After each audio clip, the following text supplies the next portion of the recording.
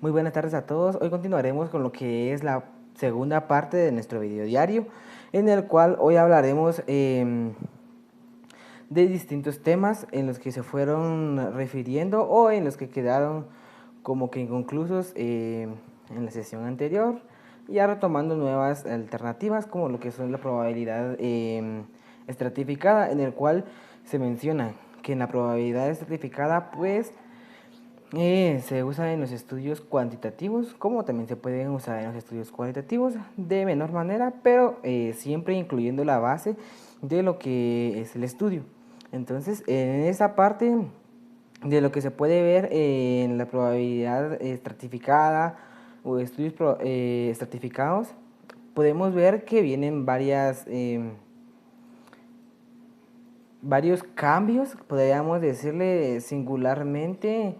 en algunas partes de la fórmula, que claro, se pueden usar fórmulas cualitativas, cuantitativas, entre diversidades que llevan la relación entre sí. Pero entre lo que podemos mencionar en la muestra certificada, al ser algo más como que preciso, certero, o a la hora de relacionar los datos para conseguir la certeza de un muestreo, pues eso se puede dividir en subgrupos, como por ejemplo podemos mencionar que podemos dividir a un grupo general de la población en tres subgrupos, en el cual les vamos a denominar estratificados, como por ejemplo el primer grupo estratificado 1, el segundo grupo estratificado 2 y el tercer grupo estratificado 3, y así sucesivamente, dependiendo de los subgrupos que ustedes, que ustedes desean crear. Entonces, desde esa parte de la teoría podemos mencionar. Otra de la varianza que podemos percibir en esto es que al tener subgrupos tenemos que tener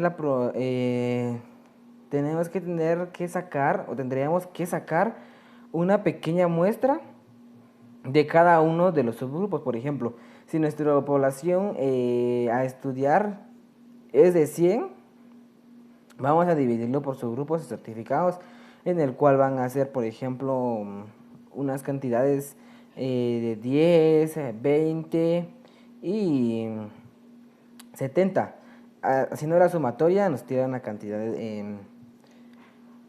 pues de 100, o podremos ver distintas cantidades. La cuestión es que nos acople a la población que anteriormente ya teníamos visto. Después de eso tenemos que usar una fórmula que es esencial que es esencial para que nosotros logremos desarrollar y logramos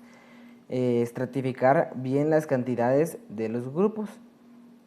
en el cual consiste en que tenemos que dividir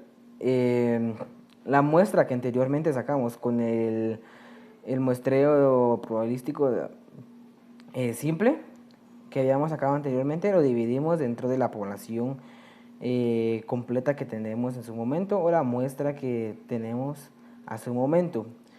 Por ejemplo, la cantidad que mencionaba de 100. Supongamos que nuestra cantidad anterior de la muestra que la habíamos sacado nos da una cantidad de 50. Por ejemplo, nosotros tenemos que dividirlo dentro de 100. La cantidad que nos sale, tenemos que hacerlo con múltiplos para sacar la muestra de los estratificados, o sea, la muestra de cada estratificado. Por ejemplo, del estratificado 1 es 10, vamos a multiplicarlo por la cantidad que nos salió de la división anterior, en el cual eso nos va a dar una cantidad de muestra aún más disminuida de lo que necesitamos para ver cuál es la corrección o cuál es la necesidad que nosotros buscamos al enfocarnos en este aspecto. O también la derivación, para ver que nuestro estudio sea muy fortalecido en la viabilidad de la información y todo aquello que buscamos en los estratificados.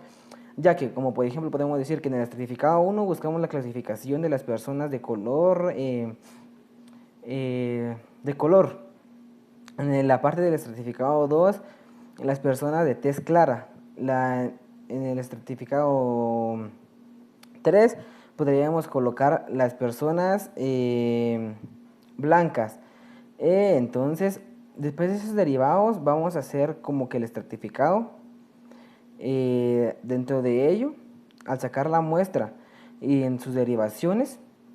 lo que obtenemos pues es una muestra aún más pequeña de lo que ya anteriormente se había previsto. ¿Por qué? Porque de esa forma vamos a obtener información mucho más certera, mucho más precisa y mucho más concisa para dar a conocer lo que nosotros queremos en la investigación. Por ejemplo, en la primera cantidad, supongamos que son de 20, y en la prueba con la fórmula del estratificado y luego de la multiplicación nos tiran una cantidad de 18, 17, ese va a ser nuestra muestra de estudio. Con ellos vamos a hacer como que una indagación de lo que hemos previsto para esa pequeña parte del estratificado. Luego con las siguientes partes, por ejemplo, una cantidad de 30, vamos a hacer como que las preguntas, las cuestiones y todas las dudas que nosotros tengamos acerca del qué queremos saber, sacando información de las personas, claramente. Entonces, supongamos que nos sale una cantidad de 25 personas, o sea, de 30%, con la fórmula del estratificado que anteriormente se había hecho, más la multiplicación, nos sale una cantidad de 20. De esa población o de esa cantidad de personas que nos haya salido, de muestra del estratificado, o sea, claramente ya retraída, podemos sacar distinta información a la que sacamos de la otra persona, claro, siempre enlazándolo, porque si no enlazamos en la información no podremos saber qué tan certero puede llegar a ser o qué tan conciso podemos llegar a tener en la duda metódica y entender todo lo que concierne a esa parte. Entonces, sucesivamente continuaría en esa parte con lo que es la duda metódica, ¿verdad? Entonces, lo que es el estratificado. Continuando con lo que sería, pues, consideramos que la población o la muestra del estratificado se podría usar con muestras en segmentos, o que el muestreo probabilístico estratificado se pueda usar en distintas poblaciones, se puede considerar que sí es usado, dependiendo también del estudio en el que se haga. Por ejemplo, si la planificación nos da la apertura de que hagamos una indagación estratificada, podemos ir por esa viabilidad, ya que como sabemos, la parte estratificada busca temas certeros, concisos y precisos, además de tener datos más centrados a lo que es la realidad de nuestra investigación. Pero también dependerá de los criterios de estudio, ya que, como sabemos, en una investigación no puede haber solo una pequeña cantidad de, por ejemplo, 60, 50, sino que pueden haber cantidades mayores, como por ejemplo pueden ser 6.000, 5.000, hasta menores, también de 1.500. Entonces también dependerá del criterio de estudio de la cantidad de personas. Por ejemplo, como mencionaba anteriormente, una cantidad de 100 personas, podemos dividirlo para hacer el estratificado. Claramente, para hacer el estratificado tenemos que tener la fórmula o la elaboración de nuestro muestreo simple anterior, porque de esa parte vamos a equivaler. Si logramos implementar bien lo que es el estratificado, porque supongamos que de las primeras cantidades nos sale una diferencia o nos vaya a variar las cantidades, significa que nuestro estratificado no fue bien concordado, o claramente que nuestro muestreo anterior tuvo algún error en la identificación, porque tiene que concordar en los mismos datos, porque lo único que vamos a hacer es subdividir grupos, no buscar otras cantidades, sino que subdividir los grupos, y de esa subdivisión de grupos es donde queremos sacar mejor información por la recolección o clasificación de las personas que se hayan hecho anteriormente. Eso es lo que buscamos mayormente en lo estratificado, porque buscamos una rigidez de la información, o por qué no decir, buscamos una alternativa con eficiencias de información, porque en el muestreo simple claramente vamos a estudiar a una cantidad en general, mientras que en el estratificado vamos a estudiar cantidades